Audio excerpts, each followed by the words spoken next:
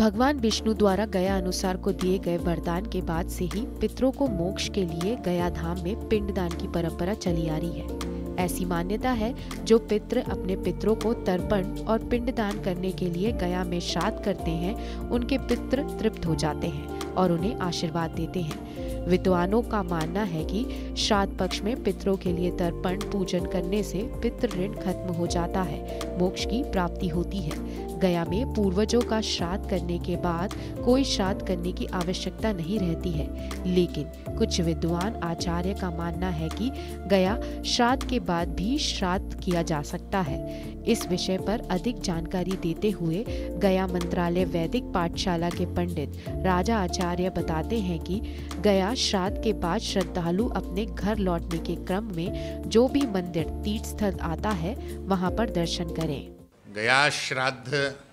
के उपरांत जब आप अपने घर लौटते हैं तो रास्ते में जो भी किसी देवता मंदिर तीर्थ स्थल आता है वहाँ पर दर्शन करना,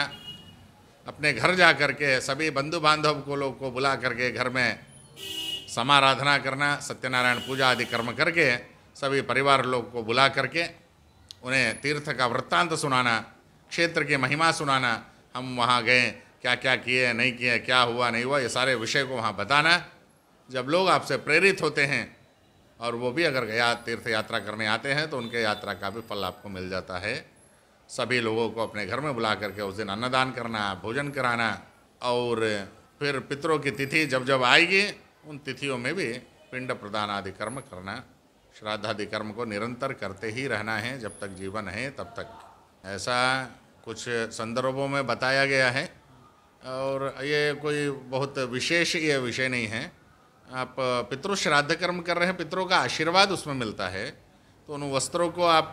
लेके जा सकते हैं, उपयोग कर सकते हैं। त्याज कर देना, छोड़ देना ऐसा नहीं है